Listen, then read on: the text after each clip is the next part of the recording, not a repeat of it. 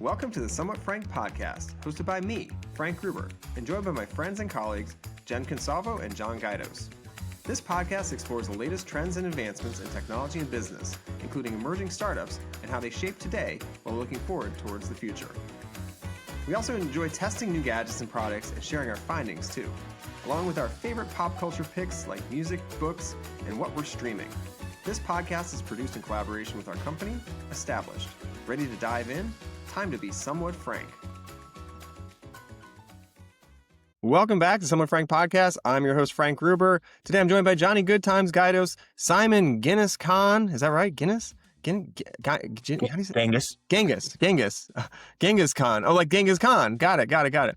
And Jen Consalvo your problems, Consalvo. Welcome back, the three of you. We've got a good episode today. We're going to be talking about a number of different things, including the new Ray-Bans that Meta's putting out that are going to be augmented reality and built in, K-pop demon hunters, Bermuda's triangles, maybe some solved mysteries there potentially if we get to that.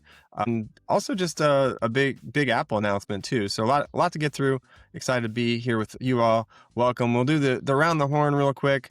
Simon, since I see you first, what have you been up to? I see you on my screen first, so we'll go to you first. Hey, Frank. Hey, everybody. I have not been up to too much. Last weekend, I played in the Headless Horseman golf tournament at Sleepy Hollow, and I am proud to announce I'm officially ready to abandon golf and find a new sport. So if you know of one, let me know. I'm thinking ping pong.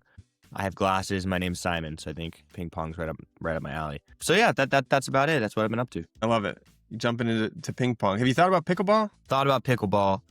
And in New York, you had to pay $250 a month plus a bunch of other fees to, at least in this area in Brooklyn.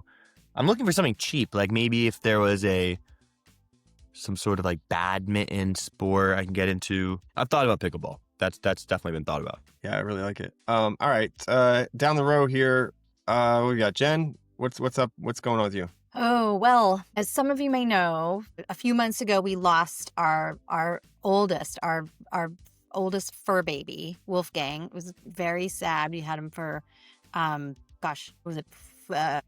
years? And they say not to act rashly, but we decided to go right back out there and adopt a puppy. And we did. We worked with a group called the Grateful Dog in Portland, Maine. They rescued a little doggie from Dallas, Texas. And she made the long haul trip from Dallas up to New Hampshire, where she was with a foster family. And then we went out and met her, and we just couldn't say no. And so we brought her up to Maine, and her name is Mazzy Star, middle name Juniper, Mazzy Juniper Star. Some of you may be old enough to remember Mazzy Star, the 90s alt band. But regardless, we love little Mazzy. She is keeping us quite busy. Honey Badger, our older pup now, is not so sure. He's I think actually he's pretty freaking pissed that we brought this young pup into the house. But she's making us quite happy. And she's here. She's making an appearance. Look at this. This there is Magic she is. Star. She sits next to me. You might have heard some squeaking earlier. She was playing with a squeak toy. She's a ferocious beast. Part wolf, I think, or coyote, or I don't know, fox. I'm not really sure. Gray wolf, not really sure. But she's super sweet, so we're excited to have her and relearning what it's like to have a puppy, which is a lot like having an infant. And we had totally forgotten that because it's been about 12 years or something, and you just forget those things. So good update, Jen. We're excited to have her, and she's training us. All right, Johnny, what's up? What's up with you? What's new with you? Well, we've been in full moving mode for the past couple of weeks now, about a month now. So we're finally moved into our new house, as you can probably see from the mess behind me. And then, so it's just nice. We have golfers in the backyard, which is fun. And then been over at the new clubhouse, working out quite a bit, going to the pool, those sorts of things. So that's really been all I've been doing all I've been up to lately. Fun. Taking full advantage. I love it. Yep.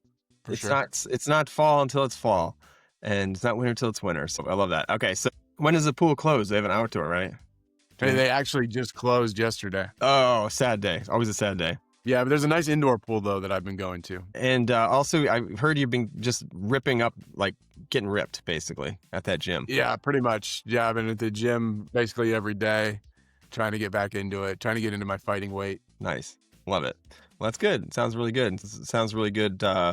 Good change of pace, too, from what you guys were doing for a while. So congrats. All right. Sure. Let's see. Let's see. This last week I spoke at a USPTO, United States Patent and Trademark Office. They host something called Invention Con every year. This year it was virtual. I don't know if it was virtual every year, but I think they've had it in person too. But either way, it was virtual this year or recently, and I spoke about what investors are looking for in innovators, and it was really great. I was joined by Larry Udell, who is out in Silicon Valley and works with a lot of different inventors, and it was a good conversation. Kind of talked through the different things you need to do to be prepared, and I posted some notes from it over on LinkedIn.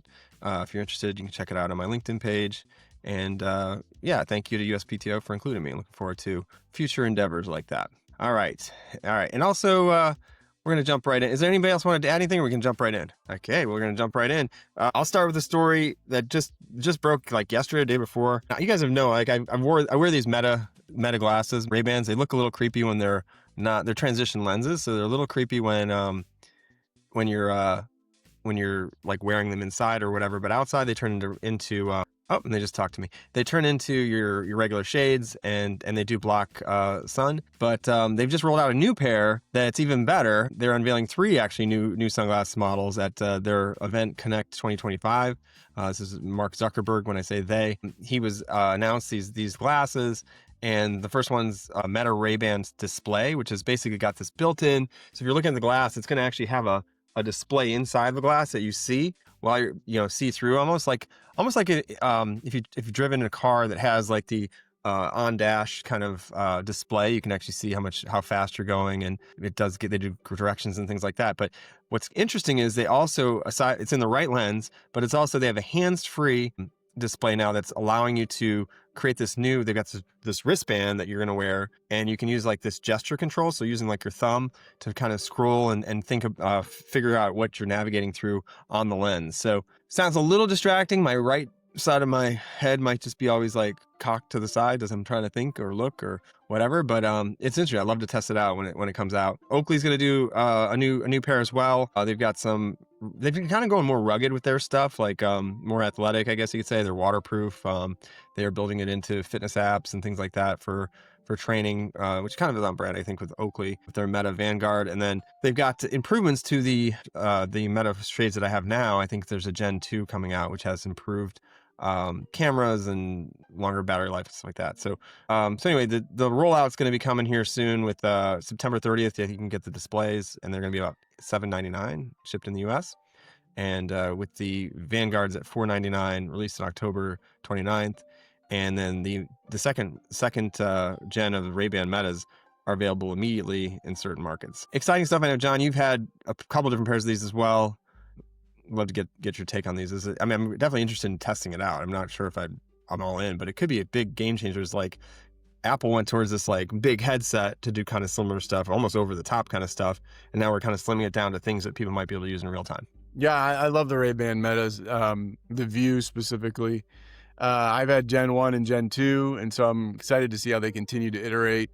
I don't know about the wristband, though. I think part of it is having hands-free is part of the value to using them. So I don't know about the wristband, but other than that, I mean, it sounds pretty good to me, and I like what I've seen, the samples that they've been showing online of what it looks like in your screen. So it looks pretty cool, pretty slick. Yeah, I haven't had any of the glasses. I think it's cool though that because I wanted to be a hater, but I think the aesthetics of them have really improved. Because I think Google Glass came out with some like prototype concept, whatever, in the 2014 or something, and it looks really unusable. But they're looking pretty good. Like I don't know if I would necessarily even notice. Like I might notice if they were Meta Ray-Bans, but they're looking more and more just like regular glasses, which is pretty cool. Yeah, I have to decide. They're the tough thing is I don't think they have a lot of styles, right? They just kind of have a standard style. Yeah, they got a few. The Oakley ones are definitely more like, they look like Snap. If you remember, Snap put out like the first version of these for anybody, and with the videos inside. Ahead of their time.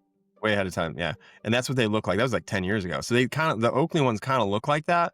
They're a little bit very distinguishable. Whereas like the Meta ones I just had on, they're getting better. They're still a little clunky. I feel a little bit clunky wearing them. There's one more version I probably should have bought, and these are filthy right now, just realized. But there's a version that's a little bit better that's like kind of looks like your regular glasses, Simon, that you normally wear.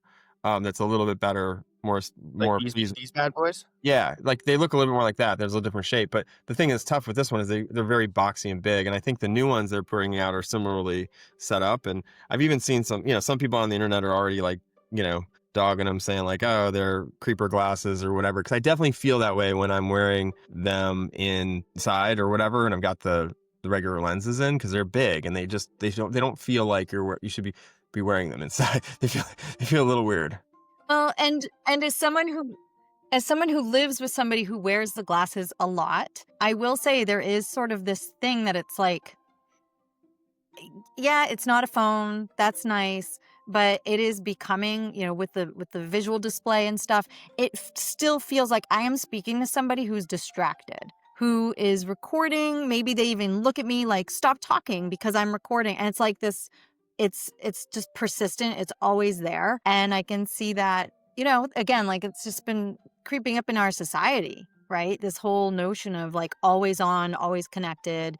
This just brings us another step towards that. And so I think as we become more, find these integrated technologies becoming more and more a part of our lives, that's a whole other thing we have to deal with. We have to figure out how do we incorporate it into home life and not feel completely just distracted and like we're being, like there's an imposition. Yeah. The other thing that's interesting that I use the most is the actual headset in it. Like I use them instead of putting earbuds in or whatever, AirPods. It's nice to not have to do that, especially if you're running or working out or whatever. So I definitely see that aspect of it. It's nice to be able to listen to things and be able to also hear like oncoming traffic if I'm running or like, so I definitely see a really big value in that.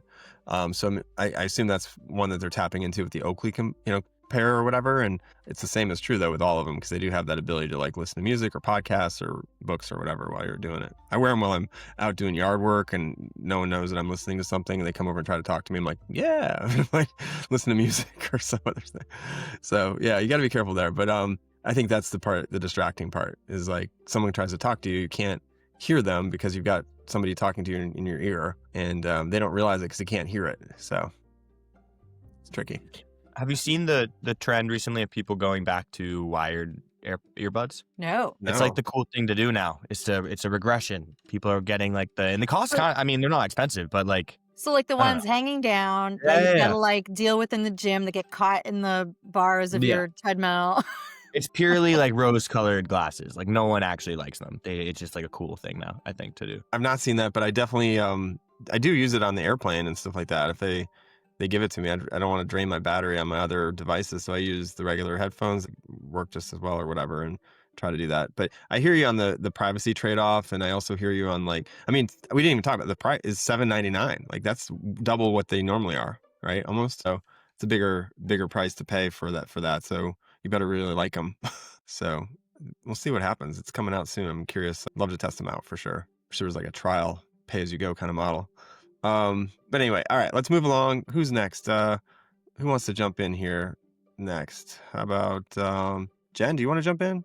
Sure. So not quite tech, but let's talk about pop culture a little bit. So some of you may have heard of a little film called K-pop Demon Hunters. If you haven't, it's probably because you don't have enough children in your life. But this, it's a Netflix. Soda pop. I've got that soda pop. Like You're that. my little soda pop. Yes, soda you pop? are.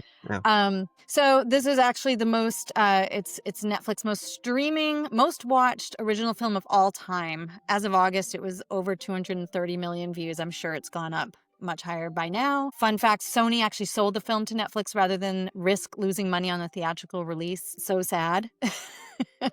But it's very interesting. There was a Bloomberg article just saying this reinforces the Hollywood rule that nobody knows anything because no one thought this was going to be a hit, and it has just blown everyone away. I will say I'm going to take just a little tiny bit of credit here that the first time my daughter was watching it, I was in the kitchen, I was watching it, and usually I'm just like, turn it down, so tired of kid shows.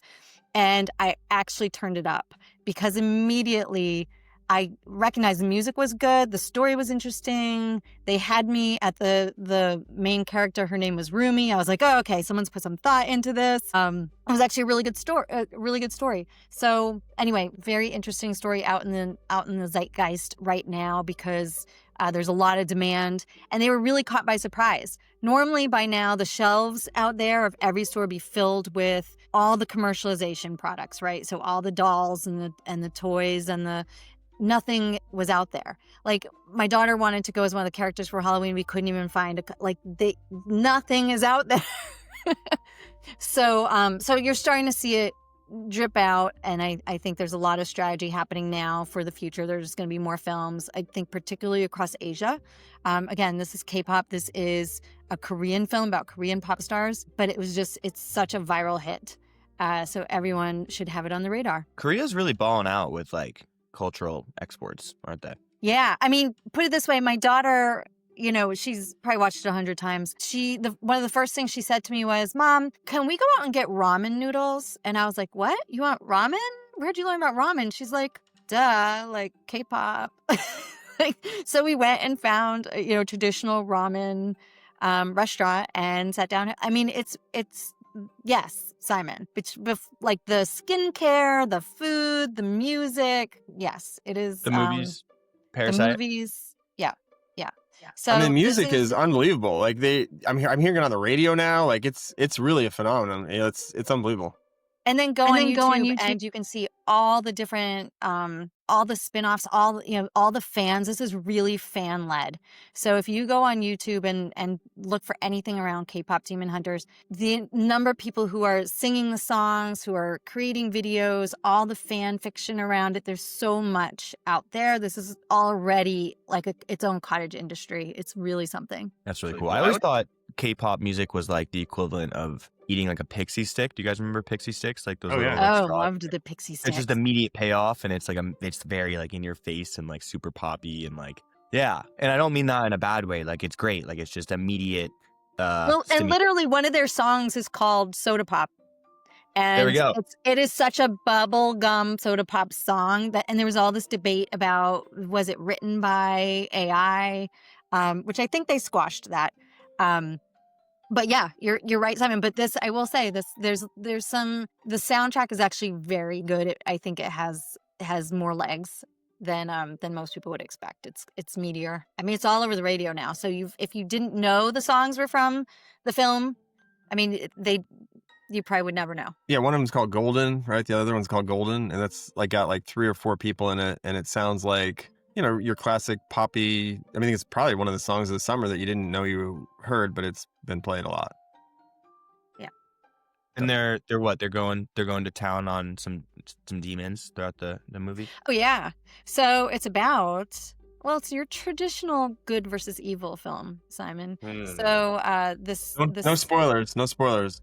I won't give it away, but so this group of throughout this historical film, there have been these female bands that have been put together to fight the demons through their fans, through the joy of music. They are demon hunters, and something surprising happens here where one of them is actually, she's sort of hiding the fact that she is half demon. She's got this sort of dirty secret that she's been holding back from everyone. Yeah, it's going deep here with some. Yes, her name is Rumi, and I'm just gonna Rumi. give you, if you've ever heard the quote, the famous Rumi quote, the crack is where the light shines in, right? There's a lot of lot to that in the film. And so anyway, they actually build a connection with these lead demons. The lead demons are a boy band. And they are just taking the world by storm, and they're taking the souls of their fans, and I won't give it away, but there's a relationship built there, and battles ensue. Interesting. All right, well, if you haven't checked it out, check it out. It's out on Netflix. Everyone's been watching it. All right, moving along here. Johnny, what are you up to? What's going on? Well, I've been doing a deep dive into the Bermuda Triangle, and lately the scientists have been explaining kind of what's been going on there. For those unfamiliar, the Bermuda Triangle, it's between Florida, Bermuda, and the Bahamas, I think. It's an area of the ocean that just has a lot of mystery behind it. There's been flights that have been lost, and there's been TV specials about it, and a lot of myths around that area. And now they're saying that there's methane down below the ocean floor that hydrates and destabilizes ships. There's also rogue waves that can go up to 100 feet, I believe. And there's magnetic anomalies that disrupt the instruments. People that are flying planes or trying to, go across the ocean in a ship, they get lost and crash and sink at times. Lots of interesting stuff there. This is right in my wheelhouse as well, because I'm a big person that's into myths and myth busting and those sorts of things. So, And treasure. What's that? And lost treasure. The lost treasure. Yes, absolutely. So, that's what I have lately. So, what do you guys think about the new explanations for the Bermuda Triangle? Curious. I get the methane situation that could create rogue waves, but I'm also just like, how does that play into the magnetic anomalies? Like, I don't know how those relate. So that's the one that I'm like, because I know you hear about the instruments like going crazy on planes and losing their bearing of like location and all that kind of stuff. So that's the one that I'm like, how do we? What would cause that? And I guess the magnetic situation would be part of that, but I just don't know why. Haven't figured that out. Sure. Neither do I as well. I didn't find a good explanation for it. But, when they fly in the clouds and you don't know which way is up except for your your instruments, you could nosedive right into the ocean and not even know it, which I think, didn't that happen to JFK Jr. or something like that? Yeah, I think you're right. He was way up towards Martha's Vineyard though. But yeah, similar thing. He couldn't figure out where the horizon was on his phone because it was dark, and when you're up there, it all looks the same. Yeah, John, I see in your show notes you mentioned, should things like this stay mysteries for fun? And I think so. Like, I think it takes a little of the whimsy out of the world to know that it's a methane leak or something that's taking all the boats out of the Bermuda Triangle. Yeah, I think it's more fun thinking about, I always thought it was like a literal triangle that would like suck you in. I didn't do a lot of research into it.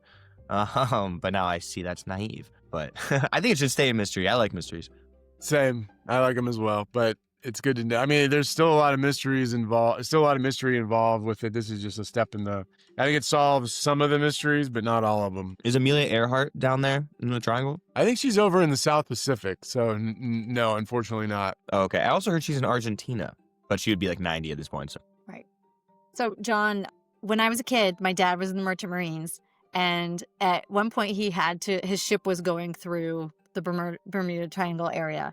And I was very young and I was terrified, terrified. So much so. And I was a Catholic school kid. I was in literally Catholic school. And I went to school. We had church that day and I asked them to pray for him. And so they legit did like and everyone, please join us as we pray for the safety of this ship through the Bermuda Triangle. And, he came out completely unscathed. So I think, it worked. It worked. That's cute. It is really, yeah. I mean, I was trying to just see if there's any backstory on like the reference, like I guess a lot of the stories are credited to Dr. Simon, Dr. Simon Boxall, an oceanographer at University of Southampton, who basically proposed rogue waves formed by convening storm systems, which more or less all hit there, and they simulated the disappearance of the USS Cyclops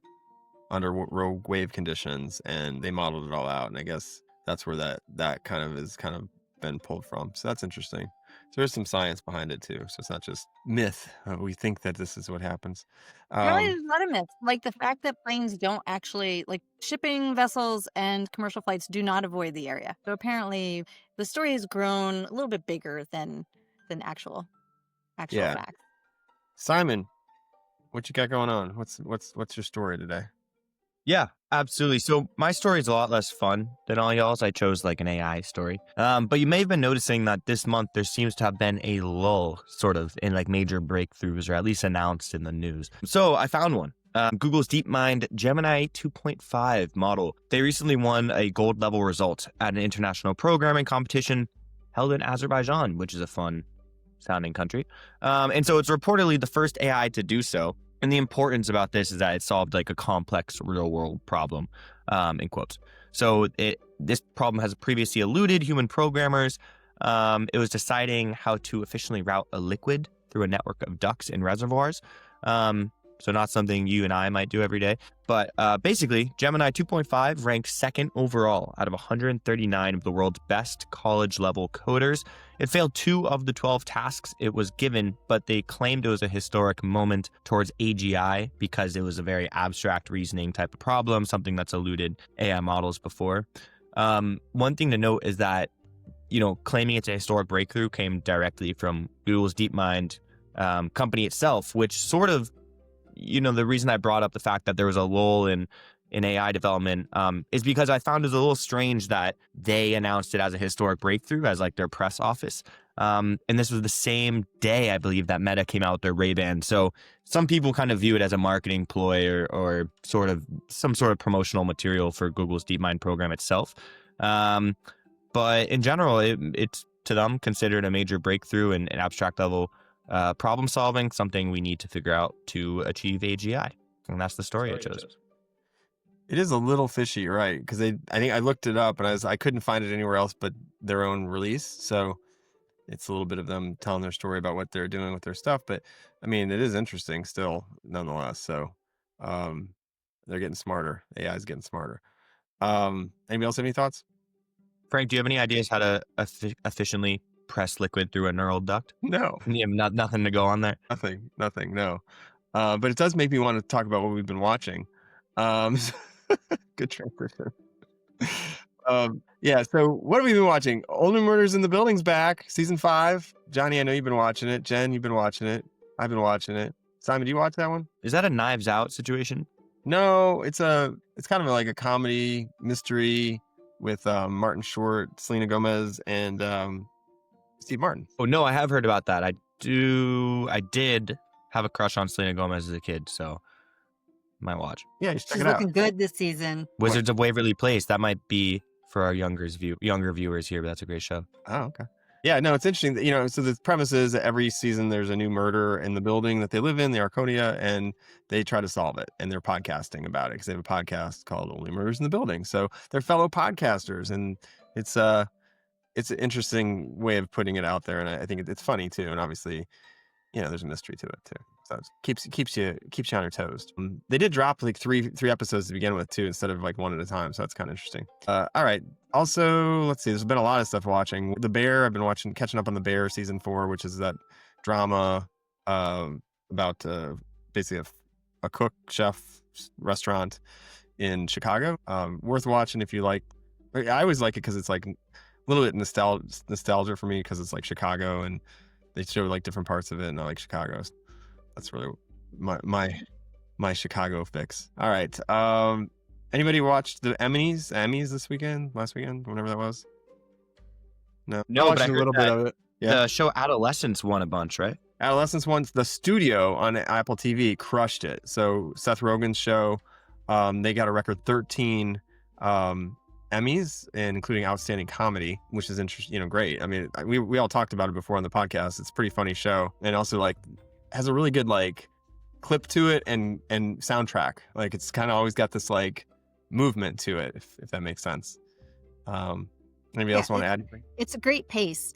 What I liked most was Seth Rogen basically saying that he was embarrassed by by the number of awards. It's like it was really incredible that they just swept the Emmys this year. Yeah, definitely. And he came out our way to Maine this last summer. I saw that he was spotted in town, so that's kind of exciting. Our little I guess maybe before pre-studio or probably post-studio recording pre-Emmys. It comes out to Maine in the summers. Hopefully he'll come back. All right. So, let's see. Also, so snubs. White Lotus got snubbed. The Bear got snubbed. The Last of Us got snubbed.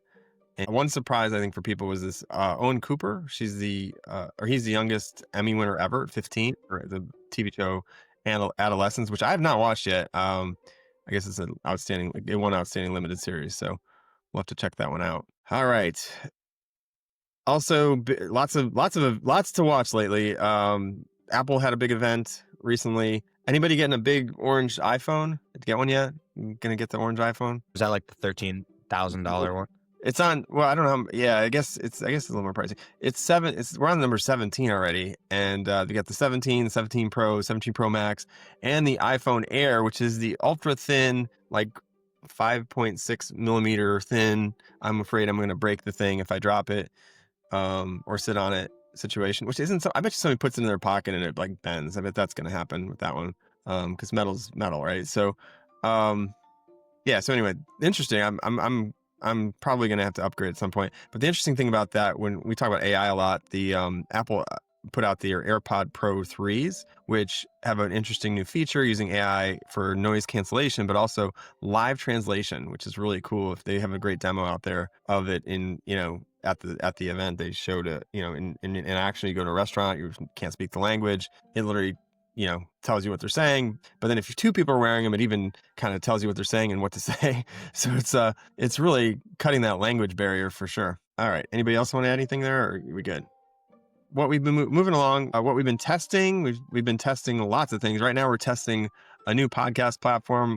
Last podcast, we tried a different podcast platform called Squadcast for remote podcasting recording. We just moved over to Riverside FM, and we're using it right now. Hopefully, it looks crystal clear. We had some issues with the previous way we were doing things. It was a little bit like pixelated for some, and so we're trying to fix that. And hopefully bear with us if it's not perfect this time or the next time, because we're working through learning a new platform and testing it out, and we'll see how it goes. Hopefully it's crystal clear and 4K for you. All right, so what else have we been testing? I feel like I've been testing a lot of things. We did a wisdom panel on our dog. We'll let you know what that comes back at soon, but you can basically check out the DNA of a pet by just doing a mouth swab, which is pretty cool. And it takes about 3 or 4 weeks. So it's been submitted. We'll see what happens. That's a kind of cool technology. It didn't exist years ago. And I've been really loving the updates with the Oura Ring. I know we talk about the Oura Ring a lot, but the Gen 4 version of it, it's, the sleep recovery activity tracking version. They added this feature. We've added a lot of features, but one of the features that they added recently was really cool. They added the ability to do food tracking, so like your meal tracking. And so you just take a picture of whatever you're eating. It uses AI to quickly come back with what's on your plate, and obviously you can fix it if it's not 100% accurate, and then analyzes it and logs it. It tells you like, oh, this is limited in nutrition value, but if you added like walnuts to it, you might have a little bit more protein and it'll balance out the sugar high. Or like, oh, this is super nutritious. And if you do that throughout the day, you kind of get a score of like how you're eating. And it's a really good indicator if you don't know, and doesn't take a lot of thought, like about how you're actually consuming things and how it makes an impact on your sleep and your recovery and everything else. So it's pretty cool. We'll leave a link for, if you're interested in getting one, 10% off. They offer it for users. So happy to share that if you want to try it out. I think the coolest thing about it is that the photos they capture so much. So I took a picture of like yogurt with like fruit and stuff mixed in, and it even captured that I had put cinnamon on it and like things that were like not completely obvious. So yeah, I was pretty impressed with their analytic, their analysis of the image. And speed, right? Like the speed of the analysis. Yeah, it's immediate. It's immediate. Yeah. And the cool thing about it is it then offers you quickly like tips on how to improve or just knowledge about what you're actually eating. Like, hey, eggs are really high in protein, and balance that out with this and you'd be better off. Or, oh, that looks like a good mix for where you just went for a swim, and that's great for recovery. Like it's thinking about all the things that you already are doing and tying it into a story almost in real time, which is pretty awesome. It's pretty cool. Yeah. Their AI advisor is pretty interesting too, and their ability to detect when you're starting to get run down. So it'll actually tell you like, hey, your biometrics are starting to show some signs of like, something's going on. They call it the symptom radar. And it'll actually show the progression. Like, yesterday it was low, and now today it's more like, hey, do you want to go into a recovery mode? We're going to pause on sort of encouraging you to do more activity and encourage you to rest, go into a rest mode. So I find it very fascinating. Yeah, I agree. It's really cool. Anybody else testing anything interesting? I'm testing something, Frank. I bought a loop pedal for my guitar, so you can like create beats and then kind of solo over them. Cool. And I'm one step closer to becoming a Jimi Hendrix-esque character. That's amazing. I love it. How hard? What's the learning curve on something like that? Do you just plug it in and you figure it out? Or yeah, it's really hard. Honestly, it's kind of hard because you're controlling it with your toe, and it needs to be in beat, right? So it kind of loops in the same rhythm, tempo. So it's taken me like a few days of routine use to get used to it. It's weird using your toe Sort of like if you ever used a bass drum. If you ever drummed, you hit the bass drum. Oh wait, so your toe is making the beat, or do you like record like a loop on a guitar and then play the guitar part again and play over it? Yes, so the latter, but you need to hit it with your toe while you're playing to create the next loop cycle. So it's sort of using your feet as you play guitar. It's kind of tricky, but it's really fun, and I feel like a true musician. Love it. That's awesome, Simon.